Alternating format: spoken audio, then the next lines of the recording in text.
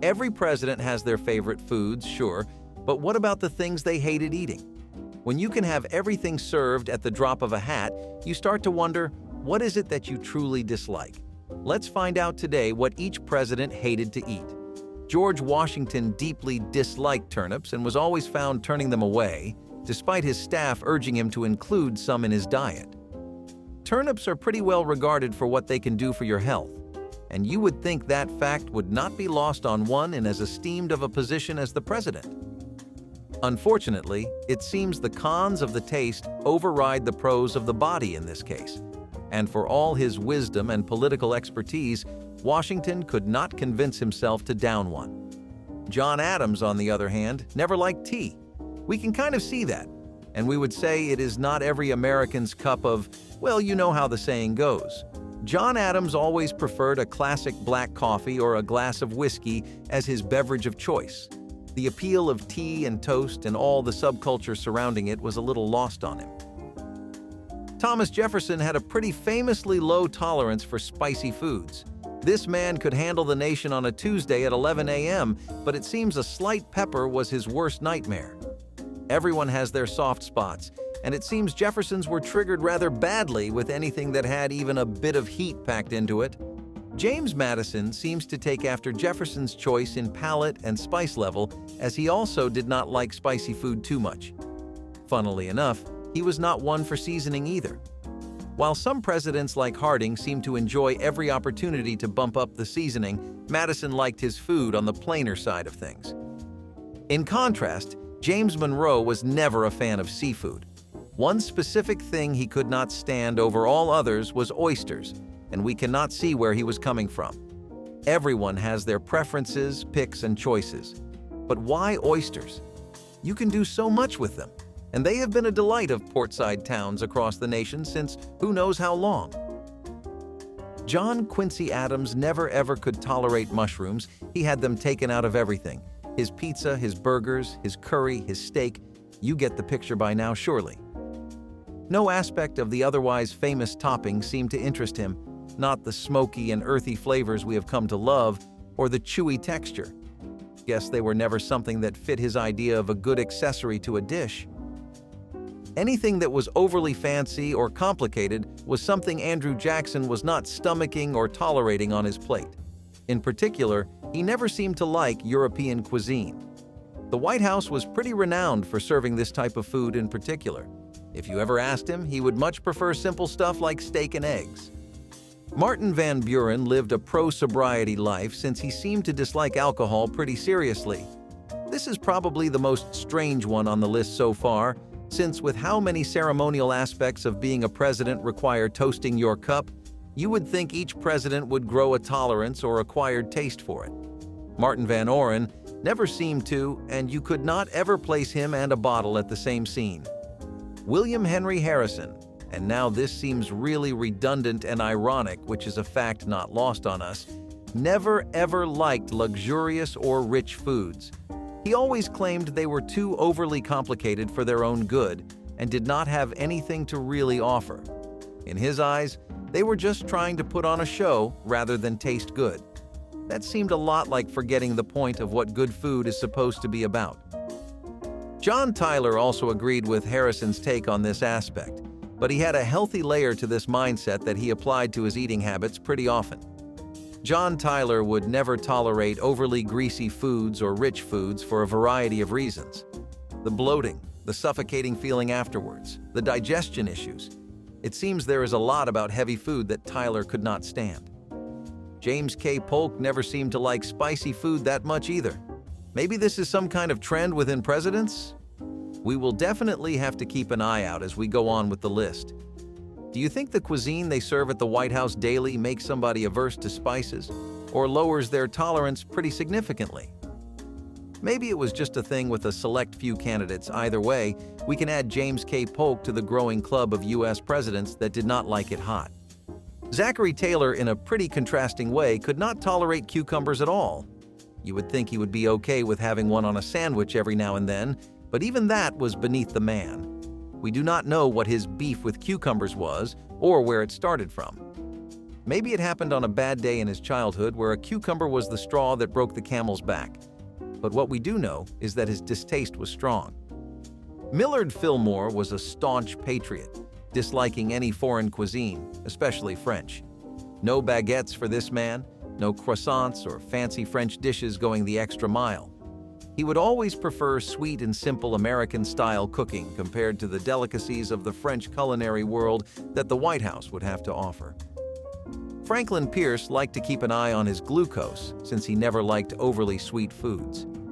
Something about that vivid texture of strong sugar never seemed to sit right with him. So he would take his coffee decaf, his tea unsweetened, and his desserts on the lighter side, if he even bothered having any. James Buchanan believed that eggplants had no place in a man's diet, though it's unclear why he held this view. Although having a preference against eggplants was one thing, he seemed to go far beyond just not liking the poor vegetable. To Buchanan, an eggplant may as well have been an atrocity on a plate. Abraham Lincoln was another one of those simple men who seemed to avoid anything overly fancy on his table. Maybe he grew up eating comfort food. Maybe it was just the style of the 1860s back then, but he always preferred simple game. The pheasant under glass and exquisite premium cuts of venison were never for him, but a prime ribeye and some potatoes and gravy would put him entirely in his element. Here is another president who had a strong distaste for alcohol, Andrew Johnson. Though this seems to conflict with his public image pretty well, as he was quite known for being sloshed in front of an audience. Samuel J. Reer even painted a slide of him drinking with the devil, whom he affectionately called his prime minister. There is even a wide debate about whether or not he governed drunk. Ulysses S. Grant did not ever like his sweets, and he loved to keep his diet calorically low in that regard. His palate was built brick by brick via a strict diet of army food and a simpler palate common in the childhood of any boy raised in southwestern Ohio. Though he could tolerate sweet kinds of fruits, he swore off the super sugar rush-inducing stuff. Still managed to gain a lot of weight in his time as a president, strangely enough. Now this is one we can get behind too, since it makes a lot of sense. Rutherford B Hayes and his dislike of tomatoes is no secret to any American that was around for his presidency. Do you know those kids that always pick the tomatoes out of their burger? Well, this one managed to end up a president, so never let your mother tell you it's bad for your growth again. Maybe you might be onto something. James Garfield was just like James Monroe in that he did not seem to have any love for oysters at all either. You would think he would be okay with the very occasional once-in-a-blue-moon serving, but most White House staff that served during his presidency really cannot ever recall a time where Garfield would eat oysters. Let's continue the trend of presidents with a deep dislike for seafood with Chester A. Arthur, who could not get along with fish of any kind, not just oysters.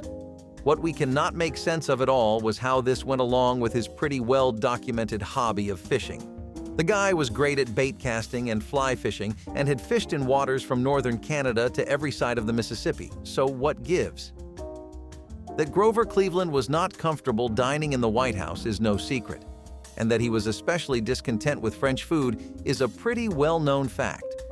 It is even documented in written word, as he was once heard saying, "I have to go to dinner, but I wish to eat a pickled herring, a Swiss cheese, and a chop at Louis instead of the French stuff I shall find." Benjamin Harrison never really got the appeal of shellfish. Sure, it was a dish that was tried and true across many corners of America and had the general mass public testifying for it. None of that seemed to matter to Harrison, though, as he thought he had given the dish its fair 2 shots and it failed to impress. William McKinley hated overly spiced food. He was one of those people that claimed that the spice should not be the key factor of a dish, to the point where it does not even have a real flavor. Just endless waves of spice, and while that is a different bar for everyone according to our tolerances, McKinley never had the best of those, so his was particularly low. How do you think he would react to Samyang noodles? Theodore Roosevelt had some cat-like opinions in terms of food, since to him, boiled chicken was the holy grail of meat and fried chicken was the bottom of the rung. Though most Americans seem to have their chicken priorities set the other way, with fried comfort being something the public generally indulged in. Roosevelt never seemed to get along with it, though. William Howard Taft was probably the only centrist here. He had nothing he disliked that we can reference or find, but what we do know is what he liked, and you can often guess the other one out of that. Mr. Taft loved his meals simple, plain, and straightforward, so we imagine he did not like pompous food. You know, the showy, flashy kind of dishes that make an impression more than they taste good. Woodrow Wilson did not like fried foods of any kind. Wings, fillets, tenders, hot shots, nuggets, and fried chicken, all of it would go out the window. Besides Roosevelt, Wilson is the only one in the early 1900s to dislike fried food. This trend would dominate American taste buds for so long towards the end of the 1900s, we wish they would have set up some campaign work to keep long-term trends under control. Warren G. Harding never followed the health benefits of spinach so clearly outlined by health critics and food analysts across the nation. His term, while especially short, was one filled with character, and from that we know enough about his choice in terms of dining. Spinach and Harding never seemed to see eye to eye. Calvin Coolidge's dislikes are something the kids can actually learn from, which is nice to see for once coming from a president. He did not dislike any kind of food in particular, but one way to get on his hit list was to waste food. This man did not like to waste any kind of food and would not let anyone in his company do so either, which is a remarkably stand-up quality for a job that is otherwise usually occupied by wasteful people. Some people enjoy meat but dislike chicken, and Herbert Hoover was one of them. He preferred game meats like duck, beef, and venison, but avoided chicken. The chewy and bland texture that most American dishes tend to produce was not for him. Maybe he would have liked South Asian cooking more since it tends to be heavy on the seasoning, kind of eliminating the entire bland factor. Franklin D. Roosevelt liked chicken, but disliked its byproducts, particularly eggs. Most people usually pride themselves on having a steady routine of eggs at the start of their day, but Franklin D. Roosevelt always avoided them as best as he could. No sunny side-ups for him or scrambled goodness. He would like his day starting with toast and tea instead of anything to do with eggs. One thing in particular he hated was the yolk. Harry S. Truman and mayonnaise are one infamous combo that never paired up properly. He would make expressive requests to the staff to ensure that mayo was out of any kind of fast food he ordered, and when he was the president, the White House had pretty low stocks of the topping too. Maybe he just did not like dips in general. Dwight D Eisenhower could not see the hype behind garlic. This is one that we think might be a sign of a real issue, since we cannot imagine a functioning adult not seeing the wonders of garlic bread. Not just bread, he would not have anything with garlic in it. It was never an ingredient in the things he would ask for from the chefs. John F. Kennedy seemed to dislike happiness itself, since if you served him mashed potatoes, he would get an ick. Why would that happen to a person? Who dislikes mashed potatoes? Is it something he has always not had, or was it a recently developed opinion? One can never know. But if we could ever meet the man, this would be on the top of our questions list, even beating the controversies and scandals surrounding him. Lyndon B Johnson could not really stomach liver. Something in his gut and sides told him that this dish just is not meant for him. Maybe listening to it is what helped him stay as healthy as he did, but he never even gave it the odd opportunity to prove itself. Though many tried to get him to see the appeal of liver, Johnson was one man who would not budge on his food opinions. Richard Nixon is one of those I eat for sustenance, not enjoyment type of people. Reason being, he hated cottage cheese with somewhat of a seething passion, but ate it anyway with ketchup because of the health benefits. His favorite thing to have was ham mousse, but God forbid somebody give him some cheese that he did not plan to include in his meal. Gerald Ford strongly disliked Brussels sprouts in any form. He did not vibe with the taste, the texture, the look, or the aroma of them, and that is some real dedication to being a vegetable hater. If anything, we respect the vitriol behind his strongly held opinions. Jimmy Carter similarly never seemed to start a friendship with broccoli, and this and Brussels sprouts are something you will see again and again throughout this list. It seems a lot of presidents had a dislike for them, but Carter was a bit renowned for how much he hated his greens. Ronald Reagan would have been besties with Ford as they would bond over their mutual animosity for Brussels sprouts. One has to wonder, where do these oddly specific dislikes start from? Anyway, they managed to stay with the men, especially Reagan, until their graves.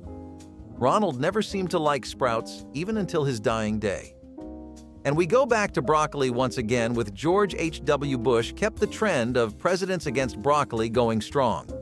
Think we could make a movement out of that? Even if it has already established a rep as a superfood, we are sure with the amount of presidents who don't like it, we could get a narrative going. Similarly, endives were not something that Bill Clinton could tolerate too much. It seems like he never had much of a weakness for their bitter crunch, and even when they were cooked and revealed a much more buttery flavor profile, the president stood firm on his anti-endive hill. And in this case, the apple falls no further from the tree, with George W. Bush going 2 for 2 against broccoli, keeping the family tradition started by his father going strong. Is it something in their genes, or are they indoctrinated against broccoli forever? Maybe Trump's son will start something against kale now. Either way, George W. Bush never saw any use for broccoli except the obvious health benefits. One thing about Obama, he does not play about his beets. He does not like his beets, and he does not want the thing anywhere near him. In many interviews, he has made his preference against it pretty clear. Donald Trump loves McDonald's and fast food and dislikes vegetables in general. So no wonder he seems to get along with the American crowd every time he speaks to them. Probably the president most in tune with current food trends yet, we wonder how long his health will support his preferences.